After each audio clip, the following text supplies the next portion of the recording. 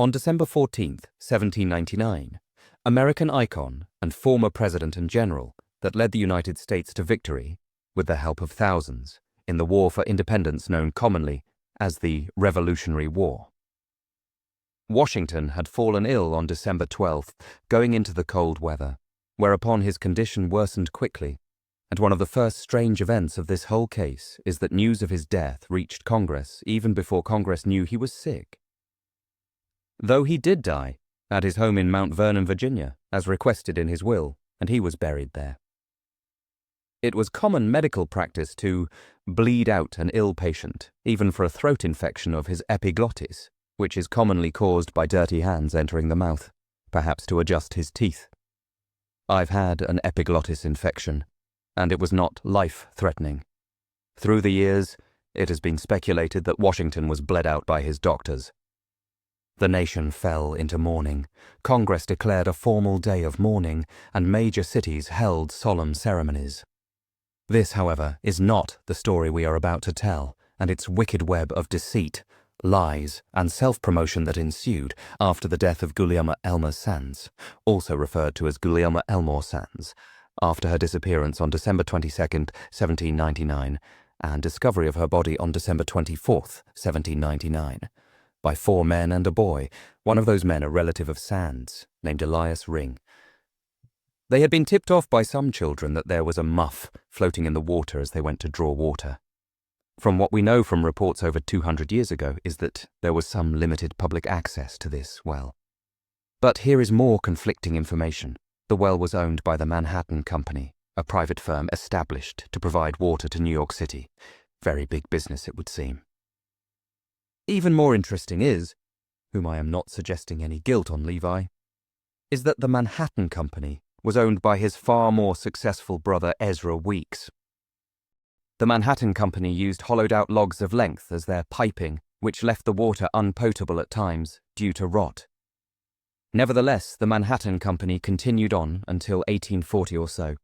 Around that time, the Croton Aqueduct, and then later the Old Croton Aqueduct along with the Old Rochester Aqueduct.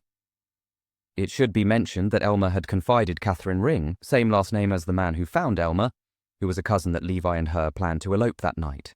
Records show Levi proposed to Elmer and suggested eloping. Romantic kids of 22 and 23 years old. Now the plot gets thicker.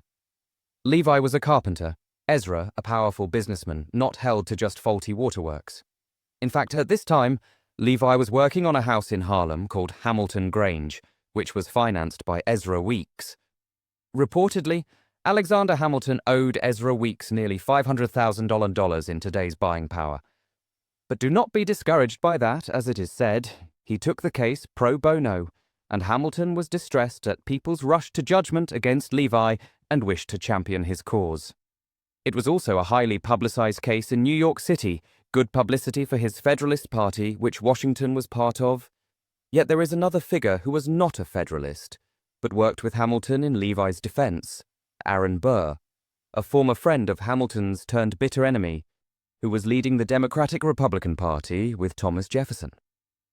Of course, none of this had anything to do with the murder trial. So Burr and Hamilton kept in the public eye as the election drew close, which Jefferson won, and Burr became vice president. But don't think this story is over. There's more. The main witness was a Mr. Croucher, recently emigrated from England, who was also staying at the boarding house. Mr. Croucher was a peculiar fellow by all accounts, an older man who dealt in women's undergarments. He was the star witness. He also had the moniker Mad Croucher.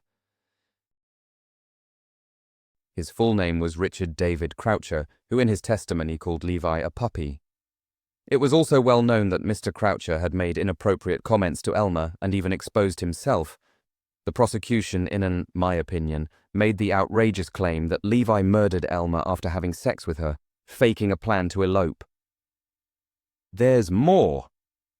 In an effort to further discredit Mr. Croucher, with his beyond belief to me, but these lawyers had an election coming up, they said Croucher had multiple run-ins with Weeks due to his amorous feelings towards her, and that classic serial killer, rapist fashion accused Elmer of being a laudanum addict who would trade favors for vials of opium.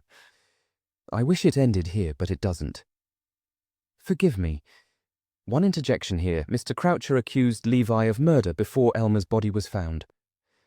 Hamilton did make an effort to accuse Mr. Croucher, and in a final act took a candelabra with 4 candles, calling upon the judges, there were 3, and jury to see mark every muscle of his face, every motion of his eye.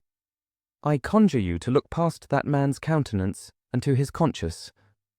Shortly after this testimony, the jury convened for 5 minutes and returned with a verdict of not guilty. Great for Levi, too bad for Elmer, and was Hamilton's debt squashed to Ezra? While I have focused on Hamilton and others, Burr played a significant role in the defence, which I will not elaborate on at this time. The defence also had a third barrister, Brockholst Livingston, who would later become an Associate Justice of the Supreme Court of the United States. That's just window dressing for the finale. Levi moved to Natchez, Mississippi, and became a respected architect there. Now, for Mad Croucher, he married a widow with a 13-year-old daughter and promptly violated the minor in the worst way. He somehow escaped and fled to England, where he was hanged for an unmentioned crime. Yet there's more. Hamilton had served with Washington throughout his whole career, and they had a party named the Federalist Party, which lost to Jefferson and Burr's newly formed Democratic-Republican Party, with Washington out of the way, on December 3rd, 1800. This was during the trial. Lastly, Burr killed Hamilton in a duel that was held in Weehawken, NJ, on July 11th, 1804, New York outlawed duels. The reason for the duel, firstly, they despised each other. The impetus was that Hamilton said in a newspaper publication in April of 1804 that alleged Burr was a dangerous man. Burr demanded an apology, none forthcoming, and Hamilton accepted Burr's challenge to a duel and was killed. In a letter Hamilton wrote before the duel, he stated that he intended to fire his shot and waste it, meaning he would not fire at Burr yet still defend his honor by accepting Burr's challenge and avoid the moral implications of killing his opponent.